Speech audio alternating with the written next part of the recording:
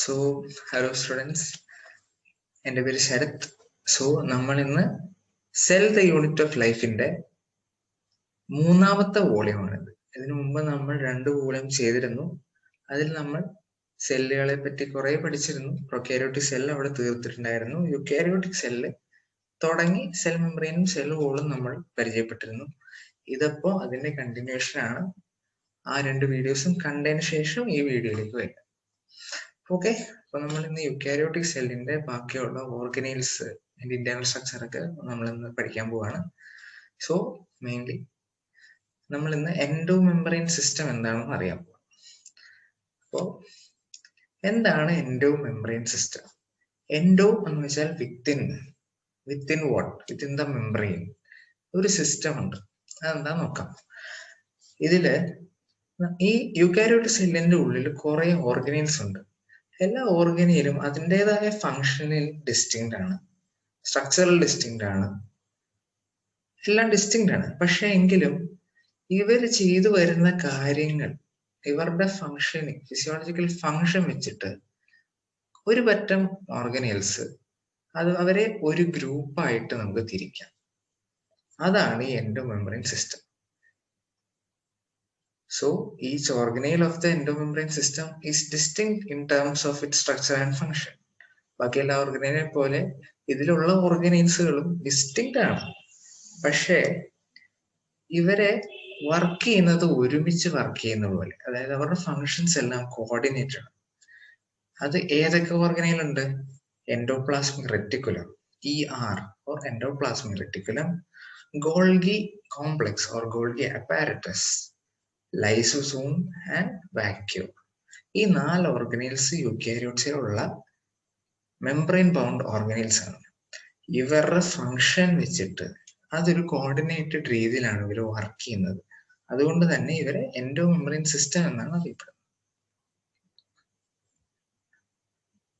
Okay, endo membrane system. അതിൽ ആദ്യത്തെ ആള് എൻഡോപ്ലാസ്മിക് റെറ്റിക്കുലം. എന്താണ് എൻഡോപ്ലാസ്മിക് റെറ്റിക്കുലം? റെറ്റിക്കുലം എന്ന് പറഞ്ഞാൽ ഒരു നെറ്റ്വർക്ക് എന്നാണ്.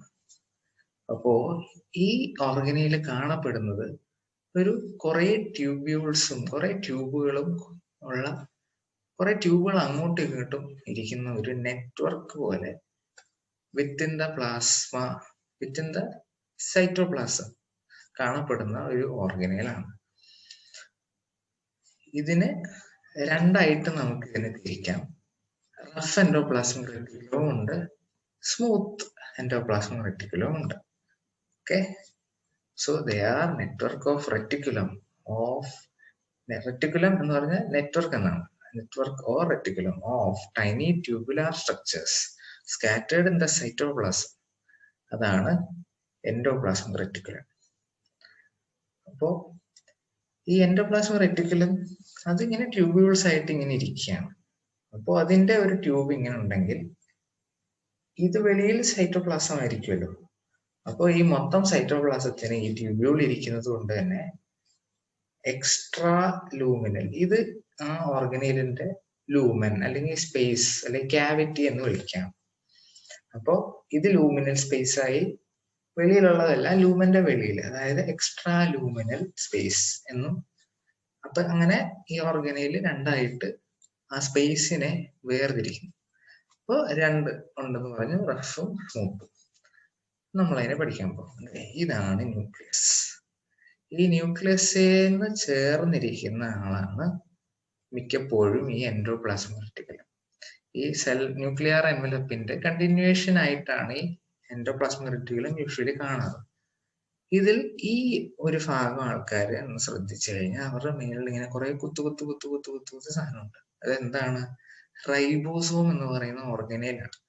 അവര് ഈ എൻഡോപ്ലാസ്മിക് റെറ്റിക്കുലത്തിന്റെ ഈ റഫ് എന്ന് വിളിക്കുന്ന ആൾക്കാരുടെ വെളിയിലായിട്ട് പിടിച്ച് അവരുടെ സെല്ലുകളിലാണിത്, അവരുടെ വെളിയിലത്തെ മെംബ്രെയിൻ അല്ലെ ഔട്ടർ കവറിങ്ങിലാണ് ഇവര് ഇരിക്കുക. അതുകൊണ്ട് തന്നെയാണ് അവർക്കൊരു റഫി നേച്ചറാണ് വെളിയിൽ. അതുകൊണ്ടാണ് റഫ് എൻഡോപ്ലാസ്മിക് റെറ്റിക്കുലം എന്ന് വിളിക്കുന്നത്. പക്ഷെ നേരെ മറിച്ച് ഈ സൈഡിലുള്ള ഇവരെ ശ്രദ്ധിച്ചു കഴിഞ്ഞാൽ അവരുടെ മേളിൽ ഈ റൈബോസോം പിടിച്ചിട്ടില്ല. ഒരു വെറും സ്മൂത്ത് ട്യൂബ്യൂൾസ് ആയിട്ടിരിക്കും, കാണാൻ സ്മൂത്ത് ആയിട്ടിരിക്കും. അതുകൊണ്ട് തന്നെ സ്മൂത്ത് എൻഡോപ്ലാസ്മിക് റെറ്റിക്കുലം. ഇനി സ്മൂത്തിനെ നമുക്കൊന്നുകൂടെ പഠിക്കാം. കണ്ടോ, സ്മൂത്ത് ആണ്, മേലെ റൈബോസോംസ് ഇല്ല, അതുകൊണ്ടാണ് സ്മൂത്ത് എൻഡോപ്ലാസ്മിക് റെറ്റിക്കുലം. ഇവർക്ക് they have enzymes to control the synthesis and metabolism of glycogen, lipids and vitamins. ഏറ്റവും ഇമ്പോർട്ടൻ്റ് ആയിട്ട് ലിപ്പിഡുകൾ സിന്തസൈസ് ചെയ്യുന്ന ആൾക്കാരാണ് സ്മൂത്ത് എൻഡോപ്ലാസ്മിക് റെറ്റിക്കുലം. ഒപ്പം ഗ്ലൈക്കോജനും വൈറ്റമിൻസ്. ലിപ്പിഡ് ആണ് മോസ്റ്റ് ഇമ്പോർട്ടൻറ്റ്. അപ്പോൾ lipid component of the cell produce ചെയ്യുന്നത് ഇവരാണ്. അപ്പോൾ ആനിമൽ സെല്ലിലാണെങ്കിൽ സ്റ്റിറോയിഡ് എന്ന് പറയുന്നത് ഒരു ലിപ്പിഡിന്റെ ഒരു ഡെറിവേറ്റീവ് ആണ്. സ്റ്റിറോയിഡുകൾ ഉള്ള ഹോർമോണുകൾ കുറെ ഉണ്ട്. ഈ ഈസ്ട്രജൻ, പ്രൊജസ്ട്രോൺ, ടെസ്റ്റോസ്റ്റെറോൺ, അതൊക്കെ ഈ സ്റ്റിറോയിഡൽ ഹോർമോണുകളാണ്. അപ്പൊ അവർക്കൊക്കെ ഫാറ്റി കമ്പോണന്റ് ഉള്ളതുകൊണ്ട് അതൊക്കെ ഏറ്റവും കൂടുതൽ പ്രൊഡ്യൂസ് ചെയ്യുന്നത് ആരാ? Smooth endoplasmic reticulum. അതുകൊണ്ട് തന്നെ അത് പ്രൊഡ്യൂസ് ചെയ്യപ്പെടുന്ന ഹോർമോൺ പ്രൊഡ്യൂസ് ചെയ്യുന്ന ഓർഗനുകൾ അല്ലെങ്കിൽ ഗ്ലാൻഡുകളിൽ ഈ സ്മൂത്തിന്റെ എൻഡോപ്ലാസ്മിക് റെറ്റിക്കുലത്തിന്റെ എണ്ണം ആ സെല്ലുകളിൽ കൂടുതലായിരിക്കും. Okay, it is transmitted. It may transmit impulse from outside to cell interior. അത് ഒരു ഫംഗ്ഷനും കൂടെ ഇത് കൊടുത്തേക്കുന്ന ഈ ഇമ്പൾസ് ട്രാൻസ്മിഷനൊക്കെ സഹായിക്കുന്നുണ്ട് ഈ ട്യൂബ്യൂൾസ്. ഈ സെൽ മെംബ്രെയിൻ തൊട്ട് ന്യൂക്ലിയസ് വരെയൊക്കെ ചിലപ്പോൾ ഈ ട്യൂബ്യൂൾസ് ഇങ്ങനെ നീണ്ടിരിക്കും. അങ്ങനത്തെ കേസിൽ ഈ വെളിയിൽ നിന്നുള്ള സിഗ്നലുകൾ സെല്ലിന്റെ ഉള്ളിലേക്ക് എടുക്കാൻ ഇവർ ട്യൂബ്യൂൾസ് ആയിട്ട് ആക്ട് ചെയ്ത് സിഗ്നൽ ട്രാൻസ്മിഷനെ സഹായിക്കുന്നുണ്ട്. ഇവര് RER-ന്ന്, അതായത് റഫ് എൻഡോപ്ലാസ്മിക് റെറ്റിക്കുലത്തിൽ നിന്ന് തന്നെ ആയിരിക്കണം ഈ സ്മൂത്ത് എൻഡോപ്ലാസ്മിക് റെറ്റിക്കുലം വന്നിട്ടുണ്ടാകുക. പിന്നെ it is peripheral and may be connected to plasma lemma or plasma membrane. ഇപ്പൊ വെളിയിൽ പ്ലാസ്മ മെംബ്രെയിനുമായിട്ട് അറ്റാച്ച്ഡ് ആയിരിക്കും, ഉള്ളിൽ എന്തായാലും ന്യൂക്ലിയസുമായിട്ട് അറ്റാച്ച്ഡ് ആണ്. ഇനി റഫിന്റെ എന്താണ് നമ്മൾ പറഞ്ഞത്? റൈബോസോംസ് കുറെ അതിന്റെ വെളിയിൽ ഇങ്ങനെ പിടിച്ചുപിടിച്ചിരിക്കുന്നതുകൊണ്ട് ഒരു റഫി നേച്ചറാണ് അതിന് പുറമേ നോക്കിയാൽ. അതുകൊണ്ടാണ് ഇവരെ റഫ് എൻഡോപ്ലാസ്മിക് റെറ്റിക്കുലം എന്ന് വിളിക്കുന്നത്. ഇവർക്ക് എന്താണ് പ്രോട്ടീൻ, കാരണം നമ്മൾ പഠിച്ചു റൈബോസോംസ് എന്ന് പറയുന്ന എൻസൈം ആണ്, ഓർഗനൈലാണ് പ്രോട്ടീൻ സിന്തസൈസ് ചെയ്യുന്ന ആൾക്കാരെന്ന് പഠിച്ചു. അപ്പൊ അവര് ഇതിന്റെ മേളിലാണ് ഇരിക്കുന്നത്. അപ്പൊ സ്വാഭാവികമായിട്ടും ഇവരുടെ സഹായത്തോടു കൂടി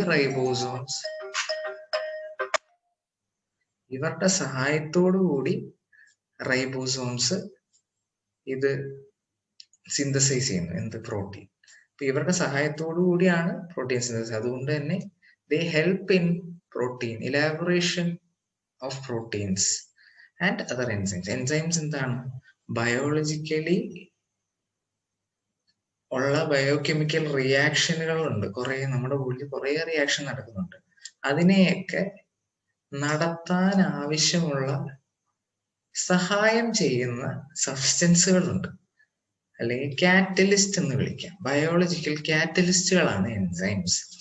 ഈ എൻസൈംസ് നമ്മുടെ ബോഡിയിൽ മിക്ക എൻസൈംസും പ്രോട്ടീനാണ്, ഒരു തരം പ്രോട്ടീനാണ്. അപ്പോൾ പ്രോട്ടീനാണ് ബേസിക്കലി അവര്. അപ്പോൾ അതും RER-ന്റെ സഹായത്തോടു കൂടി തന്നെയാണ് പ്രൊഡ്യൂസ് ചെയ്യുന്നത്. പിന്നെ ഈ പ്രോട്ടീൻസ്, റൈബോസോംസ് പ്രൊഡ്യൂസ് ചെയ്യുന്ന പ്രോട്ടീൻ ഇവരുടെ ഈ ട്യൂബ്യൂളിന്റെ ഉള്ളിൽ കൂടെയാണ്, ചാനൽ വഴിയാണ് ട്രാൻസ്പോർട്ട് ചെയ്യപ്പെടുന്നത്. എന്നിട്ട് it can be produce on the nuclear envelope. Nuclear എൻവലപ്പിന്റെ കണ്ടിന്യൂവേഷൻ ആയിട്ടാണ് ഇവർ യൂഷ്വലി നിൽക്കാറ്. അതാണ് RER-ഉം SCR-ഉം അവിടെ തീർന്നു. അപ്പൊ എന്തൊക്കെ പഠിച്ചു? RER റൈബോസോംസ് ഉണ്ട്, SCR റൈബോസോം ഇല്ല. RER പ്രോട്ടീൻ സിന്തസിസിന് സഹായിക്കുന്നു, SCR ലിപ്പിഡ് സിന്തസിസിന് സഹായിക്കുന്നു. രണ്ടുപേരും ട്യൂബ്യൂൾസ് ആണ്, രണ്ടുപേരും ന്യൂക്ലിയർ എൻവലപ്പിൽ നിന്ന് തന്നെ കണ്ടിന്യൂഷൻ ആയിട്ടിരിക്കുന്ന ആൾക്കാരാണ്. RER-ൽ നിന്നാണ് SCR പലപ്പോഴും ഉണ്ടായി കണ്ടിന്യൂഷൻ ആയിട്ട് നിൽക്കാറ്. SCR ചിലപ്പോൾ അങ്ങ് അറ്റത്ത് പോയി ന്യൂക്ലിയർ സെൽ മെംബ്രെയിൻ വഴി പോയി അറ്റാച്ച് ചെയ്യുന്നത് കൊണ്ട് തന്നെ സിഗ്നൽ ട്രാൻസ്മിഷനെ സഹായിക്കുന്നത് ആരാണ്? സ്മൂത്ത് എൻഡോപ്ലാസ്മിക് റെറ്റിക്കുലമാണ് സഹായിക്കുന്നുണ്ട് സിഗ്നൽ ട്രാൻസ്മിഷൻ. പിന്നെ ഇമ്പോർട്ടന്റ് ഹോർമോൺസ് പ്രൊഡ്യൂസ് ചെയ്യുന്നത് ആരാണ്? Steroidal hormones, smooth endoplasmic reticulum. ഇവര് എൻസൈംസ് ആണ് പ്രൊഡ്യൂസ് ചെയ്യുന്നത്, പ്രോട്ടീൻസും എൻസൈംസിനെയും സഹായിക്കുന്ന ആൾക്കാരാണ്. അപ്പോൾ എൻഡോപ്ലാസ്മിക് റെറ്റിക്കുലം അവിടെ തീർക്കണം. ഇപ്പൊ ഗോൾഗി കോംപ്ലക്സ്. എന്താണ് ഗോൾഗി കോംപ്ലക്സ്? അല്ലെ ഗോൾഗി കോംപ്ലക്സിന്റെ വേറെ പേരാണ് ഗോൾഗി അപ്പാരറ്റസ് എന്ന് വിളിക്കും. ഗോൾഗി പേരുകൾ പഠിക്കാൻ ഒന്ന് ശ്രദ്ധിക്കുക. എൻഡോപ്ലാസ്മിക് റെറ്റിക്കുലം, ഗോൾഗി അപ്പാരറ്റസിലെ ഗോൾഗി കോംപ്ലക്സ്. ഇതിൽ ഈ പാഠത്തിൽ മെയിൻലി ഇതാണ്. കുറെ പേരുകളുണ്ട്, പേരുകളൊക്കെ പഠിക്കും. എന്തുകൊണ്ട് ഇതിന് ഗോൾഗി എന്ന് പേര് വന്നു? It was named after the scientist who discovered it. പേരെന്താണ്? കാമിലോ ഗോൾഗി എന്ന് പറയുന്ന സയന്റിസ്റ്റ് ആണിത് ഈ ഓർഗനൈലിനെ ആദ്യം കണ്ടത്. അതുകൊണ്ട് തന്നെ ഇയാളുടെ പേരിലാണ് ഇത്. It was named after him as Golgi complex. അത് റെറ്റിക്കുലാർ സ്ട്രക്ചർ ആണ്. മറ്റേതുപോലെ തന്നെ കുറെ ട്യൂബുകൾസ് ഇങ്ങനെ ചേർന്നിരിക്കുന്ന ഒരു മെഷ് പോലൊരു സാധനമാണ്. ഇതിന് നമ്മൾ പഠിക്കേണ്ട സാധനമാണ് സിസ്റ്റർനെ. ഇതിൽ ഒരെണ്ണത്തിന് നമുക്ക് ശ്രദ്ധിക്കാം. ഈ ഒരു സാക്ക് പോലെ നീണ്ടിരിക്കുന്ന സാധനം ശ്രദ്ധിക്കുക. ഈ ഒരെണ്ണമാണ് ഒരു സിസ്റ്റർനെ. ഇതിൽ ഒരെണ്ണം ഒരു സിസ്റ്റർനെയാണ്, രണ്ടെണ്ണവും സിസ്റ്റർനെയാണ്, എല്ലാം സിസ്റ്റർനെയാണ്. സിസ്റ്റർനെകൾ ചേർന്നിരിക്കുന്ന ഒരു സ്ട്രക്ചറാണ് ഗോൾഗി കോംപ്ലക്സ്. ഇതിൽ സിസ്റ്റർനകളുടെ എണ്ണം പല സെല്ലിന്റെ പല എണ്ണമായിരിക്കും. പക്ഷെ ഗോൾഗി കോംപ്ലക്സിന്റെ ബേസിക് സ്ട്രക്ചർ എന്താണ്? സിസ്റ്റർനെയാണ്. അത് പാരലലി ഇങ്ങനെ സ്റ്റാക്ക് ചെയ്ത് വെച്ചിട്ടുണ്ടാവും. എങ്ങനെയാണ് ഗോൾഗി കോംപ്ലക്സ് മെച്യൂറേഷൻ? ഇതിന് ഗോൾഗി ഇങ്ങനെയാണ്. ഈ പടം ശ്രദ്ധിച്ചാൽ മനസ്സിലാവും. ഇതിന് ഇങ്ങനെ സി പോലെ ഇങ്ങനെ അടുക്കി വെച്ചിരിക്കുന്ന ഒരു ഫിഗറാണ്. അപ്പൊ അതില് ഈ ഉള്ളിലോട്ട് വലിഞ്ഞിരിക്കുന്ന ഭാഗം ഇതിനെ കോൺകേവ് എന്ന് വിളിക്കും. ഈ കോൺകേവ് സൈഡ് എന്ത് സൈഡാണ്? ട്രാൻസ് സൈഡാണ്. ഒപ്പം ഇതൊരു ഇതാണെങ്കിൽ അതേപോലെ ഇങ്ങനെ അടുക്കി വെച്ചിട്ടുണ്ട്. അപ്പൊ ഏറ്റവും വെളിയില് ഈ കർവ് എങ്ങോട്ടാ? പുറത്തോട്ടാ കർവ് ഇരിക്കുന്നത്. ഇത് കോൺവെക്സ് ആണ്. ഇങ്ങനെ ഇരിക്കുന്നതിനെ കോൺവെക്സ് എന്നാ വിളിക്കുക. കോൺവെക്സ് സൈഡ് എന്താണ്? സിസ് ആണ്. സിസും ട്രാൻസും അങ്ങനെ. ഇപ്പൊ ഇതാണ് മൊത്തം ഗോൾഗി എന്ന് വിചാരിക്കുക. ഒരു സിസ്റ്ററിനല്ല, കുറെ സിസ്റ്ററിനെ അടുക്കി വെച്ചിരിക്കുന്ന മൊത്തം ഈ ഷേപ്പ് ആണെങ്കിൽ അകത്തോട്ടിരിക്കുന്ന വശം ട്രാൻസും പുറത്തോട്ടിരിക്കുന്ന വശം സിസുമാണ്. ഇതില് ട്രാൻസ് എന്ന് പറയുന്നത് മെച്യൂറേഷൻ ഫേസ് എന്നും സിസിനെ വിളിക്കുന്നത് ഫോർമേഷൻ ഫേസ് എന്നും വിളിക്കും. അതായത് ഇവിടെയാണ്. അപ്പൊ അത് നമ്മൾ ഫംഗ്ഷൻ ആദ്യം ഒന്ന് നോക്കാം. Golgi are concentrically arranged near the nucleus with distinct convex cis or forming phase. Forming phase ആണ് ഇത്, സിസ്. എന്തുകൊണ്ടാണ് ഫോമിംഗ് ഫേസ് എന്ന് വിളിക്കുന്നത്? ഇവരുടെ മെയിൻ ഫംഗ്ഷൻ എന്ന് പറഞ്ഞാൽ ഇതിലേക്ക് കുറച്ച് മോളിക്യൂൾസ് വരും.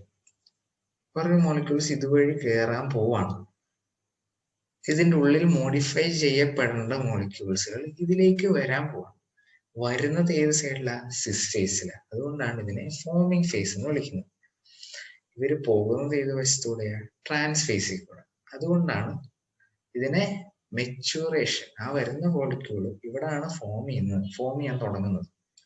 മെച്യൂർ ആകുന്നത് എവിടെയാണ്? ഇതുവഴിയാണ് മെച്യൂർ ആയി പോകുന്നത്, കംപ്ലീറ്റ് ആയി പോകുന്നത്.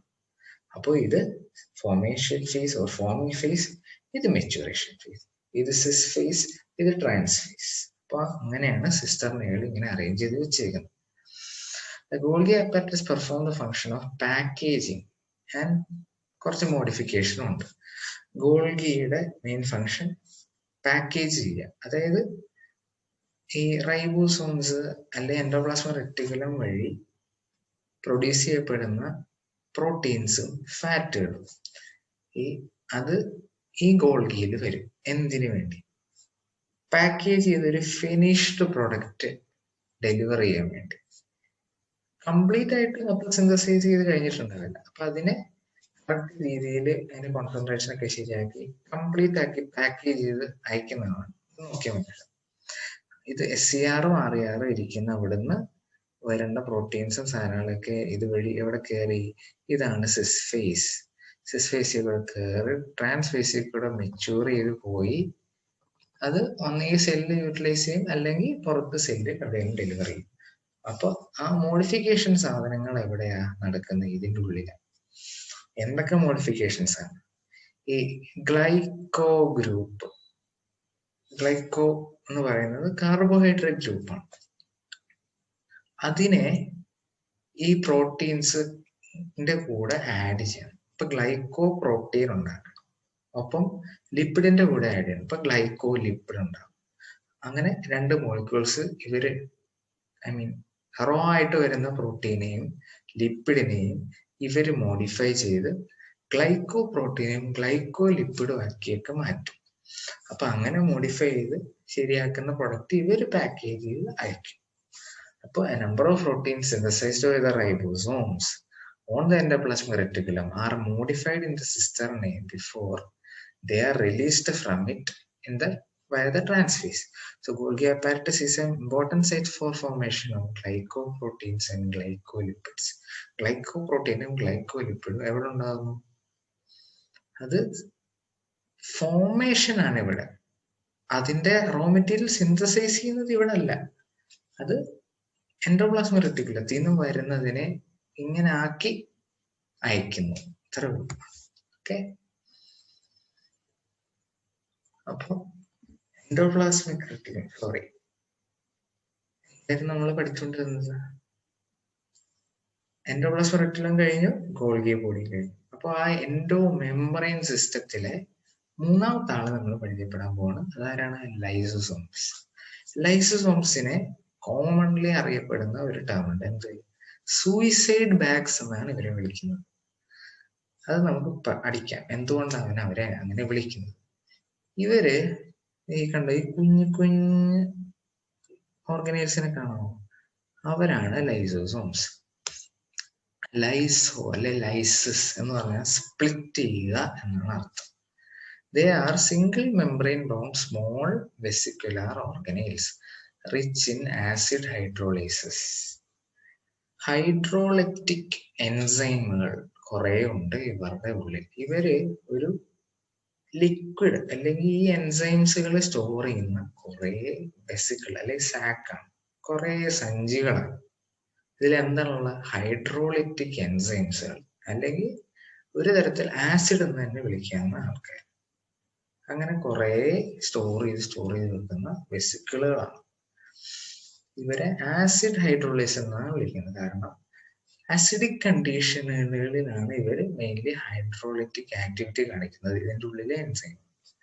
അതുകൊണ്ട് തന്നെ ആസിഡ് ഹൈഡ്രോളൈസ് എന്ന ആ എൻസൈമുകളെ, ഇവർ സ്റ്റോർ ചെയ്യുന്ന എൻസൈമുകളെ വിളിക്കുന്നതാണ്. ഇവരെന്താ സ്റ്റോർ ചെയ്യുന്ന? ആസിഡ് ഹൈഡ്രോളൈസിസ്. അപ്പോൾ സെല്ലിന് കുറെ ലൈസോസോംസ് ഉണ്ടാവും. Isolated lysosomic vesicles have been found in very rich in almost all type of hydrolytic enzymes. അപ്പോൾ ഈ ലൈസോസോംസിൽ അവർ വെരി റിച്ച് ഇൻ ഹൈഡ്രോളിറ്റിക് എൻസൈംസ് ആണ്.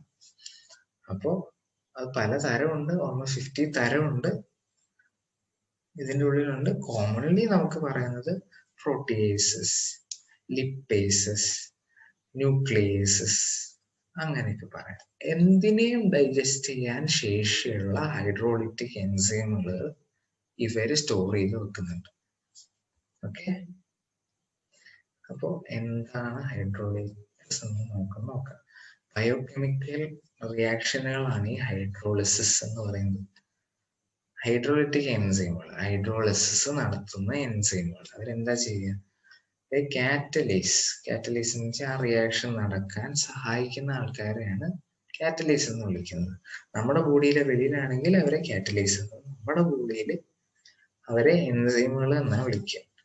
അവര് എന്ത് റിയാക്ഷനാണ് സഹായിക്കുന്ന? ഹൈഡ്രോളിസിസ്. എന്താണ് ഹൈഡ്രോളിസിസ്? വെള്ളത്തിന്റെ സഹായത്തോടു കൂടി മോളിക്യൂൾസിനെ സ്പ്ലിറ്റ് ചെയ്യുന്ന പ്രോസസ്സിനെയാണ് ഹൈഡ്രോലൈസിസ് എന്ന് വിളിക്കുന്നത്. Hydro water lysis splitting. So with the help of water, molecules are being splitted by these hydrolysis or hydrolytic enzymes. Enzymes ആ സ്പ്ലിറ്റിംഗ് ചെയ്യുന്ന ആൾക്കാരാണ്. അതുകൊണ്ടാണ് ഇവരെ ഹൈഡ്രോലൈസിസ് എന്ന് വിളിക്കുന്നത്. ഇവരെവിടെ ഉണ്ട്? ലൈസോസോമിന്റെ ഉള്ളിൽ. അപ്പോൾ digestive enzymes present in lysosomes are acid hydrolysis as they function in acidic pH. Acidic pHിലാണ് ഇവര് മാക്സിമം ആക്ട് ചെയ്യുക. അപ്പോൾ ഏതൊക്കെയാണ് ലിപ്പേസസ്, പ്രോട്ടിയേസസ്, കാർബോഹൈഡ്രേസസ്, എല്ലാത്തിനെയും ഡൈജസ്റ്റ് ചെയ്യാൻ ശേഷിയുള്ള എൻസൈംസ് ആണെന്ന് പറഞ്ഞു. അപ്പൊ എന്ത് പറ്റുമെന്ന് വെച്ചാൽ ഇപ്പോൾ സെല്ല് ഇറിറ്റേറ്റഡ് ആകുകയാണ്, അല്ലെങ്കിൽ എന്തെങ്കിലും കണ്ടാമിനേറ്റഡ് സാധനങ്ങൾ സെല്ലിന്റെ ഉള്ളിലേക്ക് വരികയാണെന്ന് കരുതുക. അപ്പൊ എന്ത് പറ്റും? ഈ ലൈസോസോംസ് ബ്രേക്ക് ചെയ്യും. അപ്പൊ ഈ ഒരു ബ്രേക്ക് ചെയ്യുമ്പോൾ എന്ത് പറ്റും? ഈ എൻസൈംസ് എല്ലാം കൂടി പുറത്തോട്ട് വരും. എൻസൈംസ് ഞാൻ പറഞ്ഞു വെരി സ്ട്രോങ്, എന്തിനേയും ഡൈജസ്റ്റ് ചെയ്യാൻ ശേഷിയുള്ള എൻസൈമാണ് ഇവർ സ്റ്റോർ ചെയ്ത് വെച്ചിരിക്കുന്നത്. അപ്പൊ എന്ത് പറ്റും? ആ സെല്ല് മൊത്തം അങ്ങ് വെന്ത് അല്ലെങ്കിൽ ഡൈജസ്റ്റ് ആയിപ്പോവും. അപ്പോ എന്ത്, ഈ ഓർഗനൈൽ ഈ സെല്ലിന്റെ ഉള്ളിൽ തന്നെയാണ്. അപ്പൊ ഈ സെല്ല് തന്നെ ഈ ഓർഗനൈൽ ഈ സെല്ലിന്റെ ഇരുന്നുകൊണ്ട് തന്നെ പൊട്ടി ആ മൊത്തം സെല്ലിനെ അങ്ങോട്ട് ഇല്ലാണ്ടാക്കും. അപ്പൊ ഒരുമാതിരി ഒരു സൂയിസൈഡ് ബോംബർ എന്നൊക്കെ വിളിക്കാം. സൂയിസൈഡ് ബോംബർ എന്നും ആ ഒരു പരിപാടിയാണല്ലോ ഇവർ ചെയ്യുന്നത്. അതുകൊണ്ടാണ് ഇവരെ suicide sac of a cell എന്നാണ് വിളിക്കുന്നത്. നമ്മൾ ലൈസോസോം കഴിഞ്ഞു. ഇനി നാലാമത്തെ എന്തിന്റെ എൻഡോ മെംബ്രെയിൻ സിസ്റ്റത്തിലെ നാലാമത്തെ കമ്പോണന്റിനെ പിടിക്കാൻ പോകുന്നത്. അതേതാണ്? വാക്യൂളാണ്. വാക്യൂൾ എന്താണ്? എയർ സ്പേസ്ഡ്, എയർ ഫിൽഡ്, അല്ലെങ്കിൽ എന്തെങ്കിലും സബ്സ്റ്റൻസ് ഉണ്ടാകും അതിൽ, വെറും കാറ്റല്ല. അപ്പോൾ ഇങ്ങനത്തെ ഫിൽ ചെയ്തിരിക്കുന്ന ഒരു മെംബ്രെയിൻ ബൗണ്ട് സ്പേസ് ആണ് വാക്യൂൾ. വാക്യൂളിന്റെ മെംബ്രെയിൻ ഏതാ? ടോണോപ്ലാസ്റ്റ് എന്നാണ് വാക്യൂളിന്റെ മെംബ്രെയിനെ വിളിക്കുക. ടോണോപ്ലാസ്റ്റ്. പ്ലാന്റ് സെല്ലുകളിലാണ് വാക്യൂളുകൾ കൂടുതലായിട്ടുണ്ടാകും. നമ്മൾ ആദ്യം യൂക്കാരിയോട്ടിക് സെല്ല് പഠിച്ചപ്പോൾ ഞാൻ 2 സെല്ല്, അതായത് ആനിമൽ സെല്ലും പ്ലാന്റ് സെല്ലും കമ്പയർ ചെയ്ത് ഞാൻ പറഞ്ഞിരുന്നു. ആനിമൽ സെല്ലിന് സെൻട്രലി പ്ലേസ്ഡ് വാക്യൂൾ ഇല്ല. പ്ലാന്റ് സെല്ലിന് ന്യൂക്ലിയസിന്റെ സൈഡിൽ തന്നെ വലിയൊരു വാക്യൂൾ എപ്പോഴും ഉണ്ടാവും. അതാണ് അതിന്റെ ഒരു സ്ട്രക്ചർ മെയിൻറ്റെയിൻ ചെയ്യാൻ വേണ്ടി പ്ലാന്റ് സെല്ലിന് ആവശ്യമുണ്ട് ആ വാക്യൂൾ. അപ്പൊ ആ വാക്യൂള്, ഏറ്റവും കൂടുതൽ വാക്യൂൾ നമുക്ക് കാണാൻ പറ്റുന്നത് പ്ലാന്റ് സെല്ലിലാണ്. അപ്പോ vacuole occupy 90% of the plant cell എന്ന് പറയാം. So in plants, tonoplasts facilitate transport of ions and materials. ഒരു മെംബ്രെയിൻ ആകുമ്പോൾ സ്വാഭാവികമായിട്ടും അതിനുള്ളിലേക്ക് കടത്തി വിടുക. അപ്പോൾ അതിൻ്റെ ഉള്ളിൽ നിന്ന് പുറത്തോട്ടും സബ്സ്റ്റൻസുകൾ, അയോൺസുകൾ, അങ്ങനത്തെ സാധനങ്ങൾ ട്രാൻസ്പോർട്ട് ചെയ്യാൻ ഈ മെംബ്രെയിൻ സഹായിക്കും. അമീബ നമുക്ക് നോക്കാമെങ്കിൽ അമീബയിലും ഇങ്ങനെ വാക്യൂൾ ഉണ്ട്. ഓരോ ഓർഗാനിസത്തിനും വാക്യൂളുകൾക്ക് പല ഫങ്ഷൻ. പ്ലാന്റുകളിൽ മെയിൻലി അതിന് സ്ട്രക്ചറൽ സപ്പോർട്ടാണ്. പക്ഷെ ഈ അമീബ നോക്കിക്കഴിഞ്ഞാൽ അതിനൊരു, അമീബയ്ക്ക് സെൽ വോൾ ഇല്ല. അമീബയ്ക്ക് ഒരു ലൂസ് സ്ലൈമി ലെയറാണ്. അതിങ്ങനെ ചൂടൊക്കെ വെച്ച് നീങ്ങി പോകുന്ന ഒരു ഓർഗാനിസമാണ്. അതിന് പ്രത്യേകിച്ച് ഷേപ്പിന്റെ ആവശ്യമില്ല. അവർക്ക് എന്തിനാണ് ഈ വാക്യൂം? അവർക്ക് ഇപ്പോ ഈ സ്യൂഡോപോഡി, ഇതിപ്പോ അമീബയാണെന്ന് കരുതുക. ഒരു സാധനം വന്നാൽ അമീബ സ്യൂഡോപോഡി ഇട്ട് അതിനെ എൻഗൾഫ് ചെയ്ത് കഴിഞ്ഞു കഴിഞ്ഞാൽ അത് ഇതിൻ്റെ ഉള്ളിലൊരു അത് എൻഗൾഫ് ചെയ്ത് കഴിഞ്ഞു കഴിഞ്ഞാൽ ഇപ്പൊ ഇവിടെ ഒരു സാധനം വന്നു, അമീബ സ്യൂഡോപോഡി ഇട്ട് അതിനെ എൻഗൾഫ് ചെയ്ത് കഴിഞ്ഞാൽ അത് ഇങ്ങനൊരു ഫുഡ് വാക്യൂളായിട്ടായിരിക്കും ഇരിക്കുക. അപ്പൊ ഈ വാക്യൂൾ എന്തായി? ഫുഡ് സ്റ്റോറിങ് ആയി. ഈ വാക്യൂൾ എന്നിട്ട് ഉള്ളിലോട്ടൊക്കെ പോയി ഡൈജസ്റ്റ് ചെയ്യും. ഡൈജസ്റ്റ് ചെയ്ത് കഴിയുമ്പോൾ ഡൈജഷൻ ആണ്. ഫുഡ് എൻഗൾഫ് ചെയ്യാനും അതിനെ ഡൈജസ്റ്റ് ചെയ്യാനും എക്സ്ക്രീറ്റ് ഒക്കെ ചെയ്യാനും വേണ്ടിയാണ് ഇവർക്ക് വാക്യൂളുകൾ ഉണ്ടാവുക. അത് കോൺട്രാക്ടൈൽ ആണ്. Contractile വാക്യൂളുകളാണ് ഇവർക്കുണ്ടാവുക. Engulfing particles in many protista, food vacuoles are formed by engulfing food particles. അമീബയിലും അതേപോലെ തന്നെ ഫുഡ് വാക്യൂളുകൾ ഉണ്ടാവും. പോരാത്തതിന് അമീബയ്ക്ക് ഒരു ഫംഗ്ഷൻ കൂടി ഉണ്ട്. ഈ കോൺട്രാക്ടൈൽ വാക്യൂളുകളാണ് അവർക്കുള്ളത്. അത് മൂവ്മെന്റിനെ സഹായിക്കുന്നുണ്ട്. പിന്നെ സാപ്പ് വാക്യൂൾ. സാപ്പ് എന്ന് വെച്ചാൽ യൂഷ്വലി ഫ്ലൂയിഡ് ഫിൽഡ് ആണ്. ഈ മെച്യൂർ പ്ലാന്റുകളിലൊക്കെ സാപ്പ് വാക്യൂൾ, വെള്ളം അല്ലെങ്കിൽ അതുപോലുള്ള ലിക്വിഡ് ആയിട്ടുള്ള സാധനങ്ങൾ സ്റ്റോർ ചെയ്യുന്നത് സാപ്പ് വാക്യൂൾ. ഗ്യാസ് വാക്യൂളുകളുണ്ട്, നമ്മൾ ആദ്യം പഠിച്ചു ഗ്യാസ് വാക്യൂളുകൾ. ഏതൊക്കെ? ഈ സൈനോ ബാക്ടീരിയ അങ്ങനെയുള്ള ഓർഗാനിസത്തിലൊക്കെ ഗ്യാസ് വാക്യൂളുകളുണ്ടെന്ന് നമ്മൾ പഠിച്ചിരുന്നു. അപ്പൊ അതേപോലെ ഇവർക്കും ഗ്യാസ് വാക്യൂളുകളുണ്ട്. ഇറ്റ് ഒക്കേഴ്സ് ഇൻ പ്രൊകാരിയോട്ടിലാണ് കൂടുതൽ. Gas vacuole isn't a single structure but a group of large number of കുറേ ഗ്യാസ് വാക്യൂൾ കുഞ്ഞു കുഞ്ഞു കുഞ്ഞു കുഞ്ഞു കുഞ്ഞു ചേർന്നിരുന്നൊക്കെയാണ് വലിയൊരു ഗ്യാസ് വാക്യൂൾ ആവുക. ഇത് യൂഷ്വലി ബോയൻസി, അതായത് വെള്ളത്തിൽ പൊങ്ങിക്കിടക്കുക, അക്വാട്ടിക് പ്ലാന്റ്സ് അക്വാട്ടിക് ഓർഗാനിസംസ് ഒക്കെ ആണെങ്കിൽ ആ സെല്ലുകളിൽ പൊങ്ങിക്കിടക്കാനൊക്കെയാണ് ഗ്യാസ് വാക്യൂളിന്റെ ഫംഗ്ഷൻ. അപ്പോൾ വാക്യൂൾ ബേസിക്കലി ഒരു സ്റ്റോർ ചെയ്യുന്ന സ്ട്രക്ചർ. അത് ചിലപ്പോൾ എയർ ആവാം, സാപ്പ്, പ്ലാന്റുകളൊക്കെ സാപ്പ് സ്റ്റോർ ചെയ്യും, വെള്ളം സ്റ്റോർ ചെയ്യും. അതിൽ ചിലപ്പോൾ ഫുഡ് എൻഗൾഫ് ചെയ്ത് ഉണ്ടാകുന്ന ഒരു വാക്യൂൾ ആയിരിക്കും, അപ്പോൾ ഫുഡ് വാക്യൂൾ എന്ന് വിളിക്കാം. ചിലത് ഇത് ഇങ്ങനെ ഷേപ്പ് ഇങ്ങനെ മാറാൻ പറ്റുമല്ലോ ഈ വാക്യൂളുകൾക്ക് തന്നെ, അത് കോൺട്രാക്ടൈൽ വാക്യൂൾ എന്ന് വിളിക്കാം. അത് അമീബയിലുണ്ട്, മൂവ്മെന്റിനെ സഹായിക്കും. അപ്പൊ അതൊക്കെയാണ് vacuole structure. Outer most covering of vacuole tonoplast. അപ്പോൾ 4 സ്ട്രക്ചറുകളും പഠിച്ചു. ഏതൊക്കെ? എൻഡോപ്ലാസ്മിക് റെറ്റിക്കുലം പഠിച്ചു, ഗോൾഗി അപ്പാരറ്റസ് പഠിച്ചു, ലൈസോസോംസ് പഠിച്ചു, ഇപ്പൊ വാക്യൂളും പഠിച്ചു. അപ്പൊ ഇവരാണ് മെയിൻലി എൻഡോ മെംബ്രെയിൻ സിസ്റ്റം എന്ന് വിളിക്കുന്നത്. ഇവരെങ്ങനെ വിളിക്കാൻ കാരണം ഇവരുടെ ഫങ്ഷൻ കോർഡിനേറ്റഡ് ആണെന്നാണ് നമ്മൾ പറഞ്ഞത്. അപ്പോൾ ഒന്ന് ആലോചിച്ച് നോക്കിയേ, ന്യൂക്ലിയസിന്റെ അടുത്ത് കിടക്കുന്ന എൻഡോപ്ലാസ്മിക് റെറ്റിക്കുലം, റഫ് എൻഡോപ്ലാസ്മിക് റെറ്റിക്കുലത്തിൽ നിന്നും പ്രോട്ടീനുകളും സ്മൂത്ത് എൻഡോപ്ലാസ്മിക് റെറ്റിക്കുലത്തിൽ നിന്നും ലിപ്പിഡും പ്രൊഡ്യൂസ് ചെയ്യപ്പെട്ടു. അവരുടെ ഫംഗ്ഷൻ അവിടെ തീർന്നു. ആ ട്യൂബ്യൂൾസ് വഴി അത് പുറത്തോട്ട് വിടുന്ന ആ റോ ഫോം അതെങ്ങോട്ട് പോകും? ഗോൾഗി ബോഡിയിലോട്ട് പോകും. ഗോൾഗി ബോഡി സിസ്റ്റർമേകൾ ഇങ്ങനെ അറേഞ്ച് ചെയ്തിരിക്കുന്ന ഗോൾഗി ബോഡിയിൽ സിസ് ഫേസ്, ഫോമിംഗ് ഫേസിൽ കയറി ഇതിൻ്റെ ഉള്ളിൽ ഗ്ലൈക്കോ ഗ്രൂപ്പ് ഒക്കെ ആഡ് ചെയ്ത് പോളിഫൈ ചെയ്ത് പാക്കേജ് ചെയ്ത സാധനം ട്രാൻസ്ഫേസ്, അതായത് മെച്ചുറേഷൻ ഫേസ് കൂടി എക്സിറ്റ് ചെയ്യും. അപ്പൊ ഗോൾഗിയുടെ ഫംഗ്ഷൻ അവിടെ കഴിയും. അത് കഴിഞ്ഞിട്ട് ആ എക്സിറ്റ് ചെയ്യുന്ന സാധനം പലപ്പോഴും ഇതിനെ ഈ എൻസൈമുകൾ എന്തെങ്കിലും സാധനത്തിന് ഡൈജസ്റ്റ് ചെയ്യേണ്ട, ഞാൻ പറഞ്ഞു എൻസൈം പ്രോട്ടീൻ ആണെന്ന് പറഞ്ഞു. ഈ പ്രോട്ടീൻ അവിടെ ഉണ്ടാക്കുന്നു RER. RER എന്ന് പറയുന്ന പ്രോട്ടീൻ ആര് പാക്കേജ് ചെയ്യുന്നു? ഗോൾഗി. ഈ ലൈസോസോം എന്ന് പറഞ്ഞാൽ ഒരു തരത്തിൽ ഗോൾഗി ബോഡി ഉണ്ടാക്കിയ ഒരു സ്ട്രക്ചർ ആണെന്ന് വേണമെങ്കിൽ പറയാം. കാരണം അതിനുള്ളിലുള്ള എന്താണ്? ഹൈഡ്രോളിറ്റിക് എൻസൈം ആണ്. എൻസൈം എന്താണ്? പ്രോട്ടീൻ ആണ്. അപ്പൊ RER ഉണ്ടാക്കിയ എൻസൈം ഗോൾഗി ബോഡി പാക്കേജ് ചെയ്ത് വെസിക്കിൾ ആക്കി വെച്ചു. അതാണ് ലൈസോസോം. ഓക്കെ, അപ്പോ ലൈസോസോം അങ്ങനെ ഫോം ചെയ്തു എന്ന് പറയാം. അപ്പൊ ഫങ്ഷൻ കോർഡിനേറ്റഡ് ആയി. അപ്പൊ പോരാത്തതിന് ഒരു സാധനം കൂടി, എന്ത്? വാക്യൂൾ. ഇത് ചിലപ്പോ ഒരു ഫുഡ് വാക്യൂൾ ആണെന്ന് കരുതുക. ഫുഡിനെ എൻഗൾഫ് ചെയ്ത് ഉണ്ടാക്കിയ വാക്യൂൾ ആണെങ്കിൽ ഈ ലൈസോസോം ചെന്ന് ഈ ഫുഡ് വാക്യൂളുമായിട്ട് ചേർന്നിട്ട് അതിനുള്ളിൽ എൻഗൾഫ് ചെയ്ത ഫുഡിനെ ഡൈജസ്റ്റ് ചെയ്യാൻ സഹായിക്കുന്നു. അപ്പോൾ ലൈസോസോമിന്റെ ഫംഗ്ഷനും കഴിഞ്ഞു, വാക്യൂളിന്റെ ഫംഗ്ഷനും കഴിഞ്ഞു. അപ്പോൾ മൊത്തത്തിൽ ഇവരുടെ ഫംഗ്ഷൻ കോർഡിനേറ്റഡ് ആയി. ഇങ്ങനെ ഒന്ന് ഓർത്തു വെക്കാൻ നോക്കുക. അപ്പൊ ഇവരെയാണ് എൻഡോ മെംബ്രെയിൻ സിസ്റ്റം എന്ന് വിളിക്കുന്നത്. അപ്പോൾ ആ 4 ഓർഗനൈലുകൾ കഴിഞ്ഞു.